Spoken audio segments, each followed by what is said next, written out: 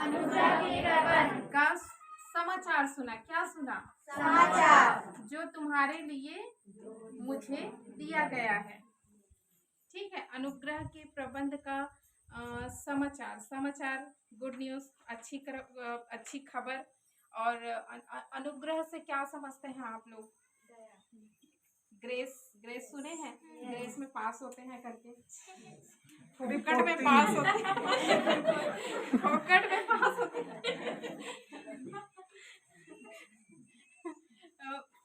कहाँ उनका अच्छा नंबर रहता है? ग्रेस में पास होते हैं तो, है ना? तो टीचर लोग देखते हैं, अरे इसको पास कर देते हैं, क्यों इसको अटका के रखे करके होता है ना। और हाँ, मेरे को ग्रेस मिला है, मैं तो ग्रेस में पास हुई हूँ। तो वही ग्रेस परमेश्वर ने हमारे लिए। उन लोग त्रिपति को नहीं समझ सकते जो लोग अपने बलबूते के द्वारा पास होते। मेरे जैसा व्यक्ति समझ सकता है जो अनुग्रह के द्वारा पास हो रहा है ना। जिन लोग मेहनत नहीं करते हैं और ग्रेस से पास हो जाते हैं तो लोग समझ सकते हैं कि ग्रेस क्या है। ठीक है, ग्रेस मतलब कुछ नहीं करना है, कोई मेहनत नहीं करना है, आप ग्रेस से पास हो चुके हैं। क्या हो चुके हैं? ग्रेस से पास। तो परमेश्वर के उस अनुग्रह के प्रबंध से मतलब एक ऐसा व्यवस्था, ऐसा व्यवस्था, मैनेजमेंट। ठीक है, उस ग्रेस में जो फ्री में जो पास होते हैं ना बिना मेहनत के, तो बिना मेहनत के ही हम लोग कुछ नहीं किए, परमेश्वर ने यीशु के द्वारा हमारे लिए एक प्रबंध किया। क्या क्या प्रबंध किया? सुरक्षा, शांति, छुटकारा, विजय, सामर्थ, अभिषेक, पवित्रता, सिद्धता। तो ये सब चीजों का प्रबंध परमेश्वर ने हमारे लिए कर चुका है। क्या किया है? कर चुका है कि करने वाला है। कर चुका है। पक्का कर चुका है। हाँ। कि आप लोग कुछ करोगे तब मिलेगा? नहीं। बस आपको एक ही काम करना है। क्या करना है? विश्वास करना है। नहीं तो आपको इस वचन में विश्वास करना है ना। यदि तुमने परमेश्वर के उस अनुग्रह के प्रबंध का सुसमाचार सुना हो जो तुम्हारे लिए मुझे दिया गया है, तो ये अच्छी खबर है कि नहीं? है। कि बुरी खबर है? अच्छी खबर है। मैं अच्छी ही चीज बता रही हूँ ना। हाँ। मैं ऐसा तो नहीं बोल रही हूँ कि आपके लिए बीमारी रखा गया है, बोली क्या? नहीं। कि आपको गरीब होना है? नहीं बोली ना। कि आप सुरक्षा में है? नहीं बोली। कि अशांति में है? कि आप किसी बंधन में है? ऐसा कुछ बताई क्या? नहीं बताई ना। कि आप हारे हुए हैं? नहीं बताई। अच्छा चीज बताई हो तो खुश होना है कि नहीं होना है? है ना, है ना। तो फिर रोने की जरूरत नहीं है। तो आपको उद्धार में क्या क्या मिला है? संपन्नता, सुरक्षा, शांति, छुटकारा, विजय, सामर्थ, अभिषेक, पवित्रता, सिद्धता। है ना। तो ये सब चीजें आपको मिल चुका है। ठीक है, हो गया क्लियर यहाँ तक के? समझ गए, है ना? इसको पढ़ना, आगे पढ़ना, बस 5 तक के 6 तक के पढ़ना। इसी का इफिसियों 3 का ना, 2 पढ़ लिए हो तो 3, 4, 5, 6 इसको पढ़ना एक बार। अर्थात यह कि वह सब ध्यान से देखो ना, जिसके पास बाइबल है ना, अर्थात देखना और सुनना है रीनू की आवाज। ओके। अर्थात यह कि वह भेद मुझ पर प्रकाशन के द्वारा प्रकट हुआ, जैसा मैं पहले ही संक्षेप में लिख चुका हूँ, जिससे तुम पढ़कर जान सकते हो कि मैं मसीह का वह भेद कहाँ तक समझाता हूँ, जो अन्य समयों में मनुष्यों की संतानों को ऐसा नहीं बताया गया था, जैसा कि आत्मा के द्वारा अब उसके पवित्र प्रेरितों और भविष्यवक्ताओं पर प्रकट किया गया है। अर्थात यह कि मसीह यीशु में सुसमाचार के द्वारा अन्य जातीय लोग मिरास में साझी और एक ही देह के और प्रतिज्ञा के भागी हैं। क्या है? एक ही देह के और प्रतिज्ञा के क्या है? भागी हैं। यीशु में सुसमाचार के द्वारा अन्य जाति लोग, है ना, अन्य जाति में आप, हम, है ना, सब इसमें हम क्या है? भागी हैं। ठीक है, यहाँ तक सब समझ गए, है ना? तो इसमें क्या लिखा था? इफिसियों 1:13 में, और उसी में तुम पर भी जब तुमने सत्य का वचन सुना, जैसे अभी हम लोगों ने सत्य का वचन सुना और आपने सुना, जो तुम्हारे उद्धार का सुसमाचार है, जो हमारे और आपके उद्धार का एक अच्छी खबर है। क्या है? अच्छी खबर है। और जिस पर तुमने विश्वास किया, मतलब इन बातों पे आपने और मैंने क्या किया? विश्वास किया। जैसे ही हम इस अच्छे गुड न्यूज़ पे, इस उद्धार के सुसमाचार पे जैसे ही हम विश्वास करते हैं, तो फिर प्रतिज्ञा किए हुए पवित्र आत्मा की छाप लगी। क्या लगी? छाप लगी। इस आत्मा में किसकी छाप लगी? पवित्र आत्मा की क्या लग गई? सील और मोहर छाप लग गई। मोहर बंद हो गया। क्या हो गया? ठीक है ना? यहाँ तक समझ गए? ठीक है। जैसे ही जब हम यीशु मसीह पे विश्वास करते हैं और जो गुड न्यूज़ की जो बातें हैं, उद्धार की जो बातें हैं, इन सभी बातों में जब हम विश्वास करते हैं तो हमारी आत्मा में किसका छाप लग जाता है? पवित्र आत्मा, है ना? और पवित्र आत्मा से ये जो हमारा आत्मा है वो क्या हो जाता है? मुहर बंद हो जाता है। क्या हो जाता है? लॉक हो जाता है। क्या हो जाता है? ताला लग जाता है। क्या होता है? एक बार आप चाबी से ऐसे ताला लगाओगे, इसको कोई खोल सकता है क्या? नहीं। तो वैसे ही ये सुरक्षित हो जाता है, इसको कोई कुछ भी नहीं कर सकता, आत्मा को। ठीक है ना? तो पवित्र आत्मा की छाप हमारी आत्मा में लग जाती है और हमारा आत्मा जो है क्या हो जाता है? सुरक्षित हो जाता है। इसको फिर कोई कुछ भी नहीं कर सकता। ठीक है। आप अपने शरीर और प्राण वाले हिस्सा में अगर कुछ भी करते हैं, वो आत्मा को प्रभावित नहीं करता है। ठीक है। इसका मतलब ये नहीं है कि हमको कुछ भी करना है, ऐसा नहीं है।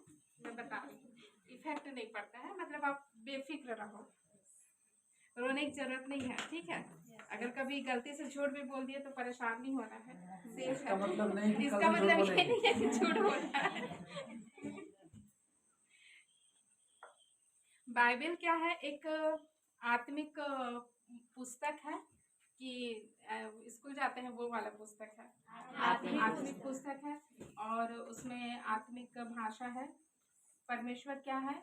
एक आत्मा है। क्या है? क्या है? परमेश्वर आत्मा है ना? परमेश्वर एक आत्मा है। तो वो हमारे आत्मा के बारे में ही बोलता है। किसके बारे में बोलता है? आत्मा के बारे में। हमारे आत्मा के बारे में बोलता है, आपकी आत्मा के बारे में बोलता है। ठीक है। जैसे देखो, 1 कुरिन्थियों 2:12-14 पढ़ना।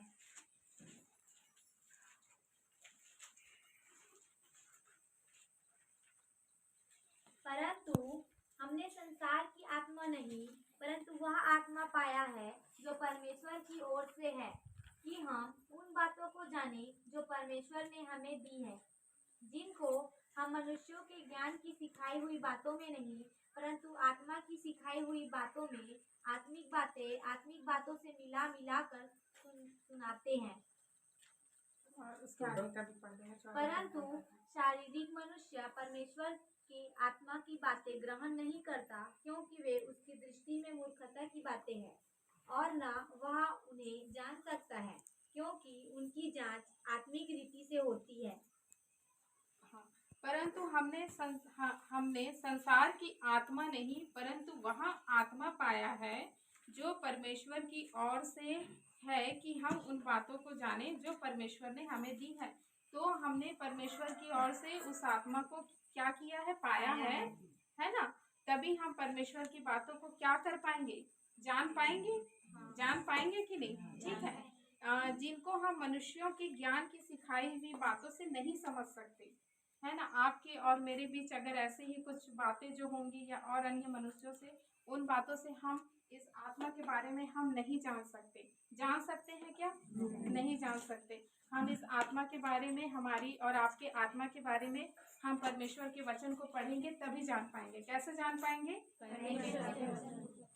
तो आज से पढ़ना है। ठीक है। जो नहीं पढ़ते होंगे वो भी पढ़ना। ठीक है। तभी आप अपनी आत्मा के बारे में क्या कर पाओगे? जान पाएंगे, है ना? परंतु आत्मा की सिखाई हुई बातों में आत्मिक बातों से मिलाकर सुनाते हैं। ठीक है। अभी जैसे थोड़ी देर पहले मैं बताई थी कि परमेश्वर क्या है? आत्मा है और वो हमारी आत्मा के बारे में बोलता है। किसके बारे में बोलता है? आत्मा के बारे में। इसके बारे में नहीं बोलता है, शरीर और प्राण के बारे में नहीं, आत्मा के बारे में बोलता है। किसके बारे में बोलता है? आत्मा के बारे में। आत्मा के बारे में बोलता है। ठीक है। परंतु शारीरिक मनुष्य परमेश्वर के आत्मा की बातें ग्रहण नहीं करता, है ना। जो शारीरिक मनुष्य है और जो सिर्फ अपने शरीर और प्राण के ऊपर भरोसा करते हैं, वो इन बातों को नहीं समझ सकते। समझ पाएंगे क्या? नहीं। आप ये बातें अभी किसी को बोलोगे, बाहर के व्यक्ति को, तो वो समझ पाएंगे क्या? नहीं। अगर मैं आप लोगों को ये बातें बताऊंगी तो आप समझ लोगे ना? हाँ। आराम से समझ लोगे। क्यों? क्योंकि आप यीशु मसीह के ऊपर भरोसा करते हैं। किसके ऊपर भरोसा करते हैं? यीशु मसीह के। क्योंकि वे उसकी दृष्टि में मूर्खता की बातें हो जाती है ना, और ना वहाँ उन्हें जान सकते हैं, क्योंकि उनकी जांच आत्मिक, मतलब हमारी जो जांच है वो आत्मिक रीति से होती है। ठीक है।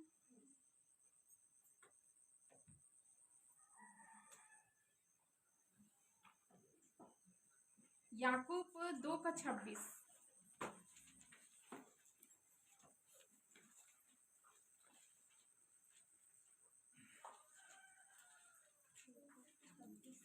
याकूब 2:26। अतः जैसे देह आत्मा बिना मरी हुई है, वैसा ही विश्वास भी कर्म बिना मरा हुआ है। तो देखो यहाँ पे क्या लिखा है, अतः जैसे देह आत्मा बिना मरी हुई है। क्या है? आत्मा बिना मरी हुई है। जैसे आत्मा मैं बिना मरी हुई? नहीं, देह आत्मा बिना मरी हुई। अच्छा, देह आत्मा बिना मरी मरी हुई है। देह हमारा जो शरीर है वो आत्मा के बिना एक मरा हुआ है।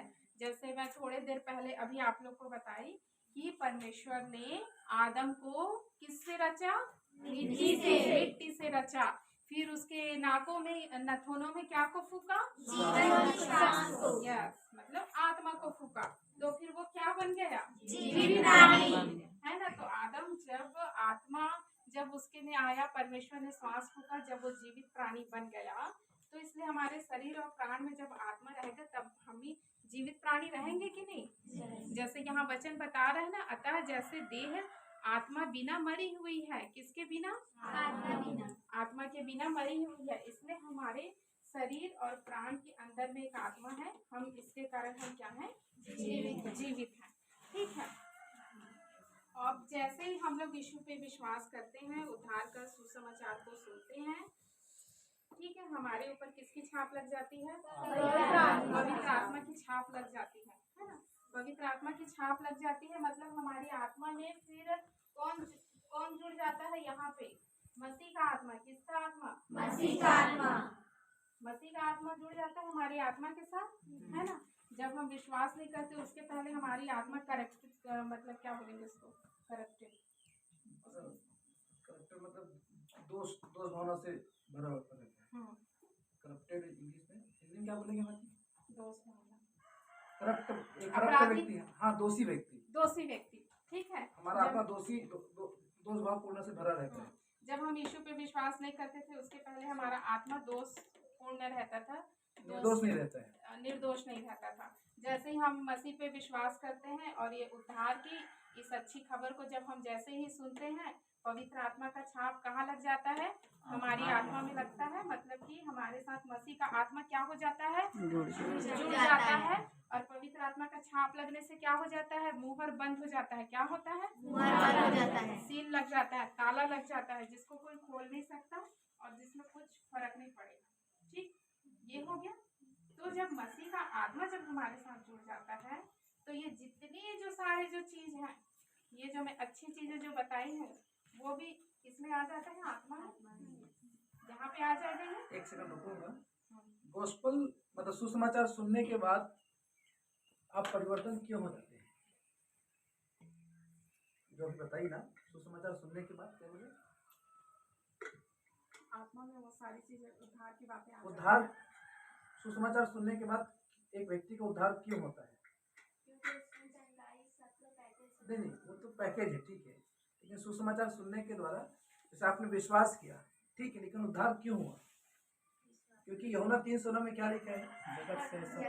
लास्ट बोलिए। जो कोई उस पर विश्वास करे वो नाश न हो परंतु अनंत जीवन पाए। और रोमियो 6:23 में क्या लिखा है? पाप की मजदूरी तो मृत्यु है। अनंत जीवन। नहीं करेक्ट पढ़िए फिर से। मैं एक बार थोड़ा सा क्लियर कर दूँ। नहीं कौन सा बोला मैं? क्योंकि पाप की मजदूरी तो मृत्यु है, पाप की मजदूरी तो मृत्यु है, हाँ, परंतु परमेश्वर का वरदान, परमेश्वर का वरदान हमारे प्रभु यीशु मसीह में, हाँ, हमारे प्रभु यीशु मसीह में अनंत जीवन है। मतलब यीशु मसीह हमारे लिए एक दान था। हम यीशु मसीह के ऊपर जब भरोसा करते हैं तो यीशु मसीह का जो संपूर्ण चीज है विश्वास के द्वारा हमें प्राप्त हो जाता है। किसके द्वारा? विश्वास के द्वारा। वही चीज नीलिमा क्लियर कर रही है। तो ये आपका ना ये भाग स्पष्ट होना है। अब आप दोषी नहीं है, निर्दोष हो गए। क्यों? क्योंकि आपका दोष को आपके ऊपर जो भी था सबको यीशु मसीह ने क्या किया? अपने ऊपर ले लिया और उसके ऊपर विश्वास करने के कारण आप क्या ठहर गए? निर्दोष ठहर गए। और यीशु मसीह क्या बोलता है यूहन्ना 10:10 में, मैं जीवन देने के लिए आया हूँ। कौन सा जीवन? बहुतायत का जीवन। तो जब यीशु को आप विश्वास के द्वारा ग्रहण करते हैं तो वो बहुतायत का जीवन, जो जैसा यीशु मसीह बोलता है, जिस तरीके से पिता अपने में जीवन रखता है वो जीवन मेरे पास है। तो उसको विश्वास करने के कारण संपूर्ण जीवन आपके आत्मा में आ जाता है। ठीक है, तो संपूर्ण जीवन आपकी आत्मा में आ चुका है। क्या हो गया है? आ चुका है। ठीक है, तो ये जितने जो उद्धार की बातें हैं ये आपकी आत्मा में आ गया है और मसीह का आत्मा आपके साथ जुड़ चुका है। ठीक है, और पवित्र आत्मा की छाप लग चुकी है। ये आपको महसूस तो नहीं होगा, अनुभव भी नहीं होगा, लेकिन परमेश्वर का वचन हमें ये सब बातों को बताता है। अभी हम देखें ना, वचन से देखें कि नहीं देखें? ठीक है, तो अब ये सारी चीजें अब हमारी आत्मा में आ चुका है। ठीक है, अब ये सब की आत्मा में है कि नहीं है? है। मसीह का आत्मा है? है। यकीन करते हैं? है ना? और इसमें चंगाई आ चुकी है, संपन्नता आ चुकी है, सुरक्षा आ चुका है, शांति आ चुका है आपकी आत्मा में, छुटकारा है, विजय है, सामर्थ, अभिषेक, पवित्रता, सिद्धता, सारी बातें, सारी अच्छी बातें, गुड न्यूज आपकी आत्मा में है कि बाहर है? आत्मा में है ना? है ना? आपकी आत्मा में है। भले आप उसको देख नहीं सकते, महसूस नहीं कर सकते, पर वो आपकी आत्मा में है। आपकी आत्मा में कुछ है। लोग बोलते हैं मैं महसूस नहीं कर रहा हूँ, तो हम लोग भावनाओं से, वचन में क्या लिखा है? रूप को देखकर। रूप मतलब भावना हो गया। कई बार कई लोगों के मुंह से आप लोगों ने सुना होगा कि मैं फील नहीं करूँ, तो क्या लगता है लोगों को मेरे पास परमेश्वर है कि नहीं? हम लोग भी पहले यकीन करते थे, क्योंकि सच्चाई को जब नहीं जानते थे तो हम लोग फील से चलते थे, भावनाओं से चलते थे। लेकिन मसीह लोगों को भावनाओं से नहीं चलना है। हर एक मसीह को, जो आपके पास परमेश्वर का जीवित वचन है, उसके आधार पर क्या करना है? चलना है कि वचन क्या बोलता है आपके विषय में और वचन में क्या लिखा है। उसी बात को विश्वास करके आपको यकीन कर लेना है कि आपके लिए वो चीज है। जी हाँ, तो ठीक है, चलना है। कैसे चलेंगे वो भी बताऊंगी मैं। ठीक है, अभी तो वो तो यहीं पे अभी कलेक्शन हो गया है, सबके हाथों में हो गया है, कलेक्शन इकट्ठा हो गया। उसको यहाँ से कैसे बाहर निकालना है वो भी बताते हैं। ठीक है ना? और जैसे अभी मैं बताई थी कि परमेश्वर आत्मा है और परमेश्वर का वचन क्या है? सत्य है। ठीक है, और परमेश्वर का वचन हमारी आत्मा के बारे में बोलता है। जो भी बोलता है वो सही बातों को ही बोलता है। ठीक है,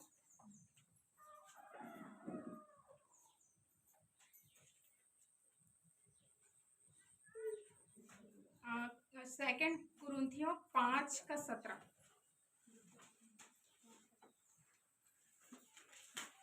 इसलिए यदि कोई मसीह में है तो वह नई सृष्टि है, पुरानी बातें बीत गई है, देखो सब बातें नई हो गई है। ठीक है, इसलिए यदि कोई मसीह में है तो आप सब मसीह में हैं। आप यीशु मसीह पे विश्वास करते हैं तो आप सब मसीह में हैं और आपकी आत्मा में मसीह का आत्मा जुड़ चुका है। ठीक है ना? तो जब हमारी आत्मा में और आपकी आत्मा में मसीह का आत्मा जुड़ चुका है तो हम क्या है? नई सृष्टि है। क्या है? नई सृष्टि है। पुरानी बातें क्या हो गई? बीत गई। और देखो सब बातें क्या हो गई? नई हो गई। है ना? अब हमारा आत्मा क्या? निर्दोष है। क्या है? इसमें कोई पाप नहीं है। क्या नहीं है? पाप नहीं। ये पूरी तरीके से क्या है? निर्दोष है। निर्दोष हो चुका है। सिर्फ एक काम करने से क्या किए? हम लोग यीशु मसीह पे विश्वास किए और उस जो पिता ने जो सुसमाचार और जो उद्धार का जो प्रबंध हमारे लिए किया है अनुग्रह से, उन बातों पे विश्वास करके हमारी आत्मा क्या हो गई है, सुरक्षित हो गई है और मसीह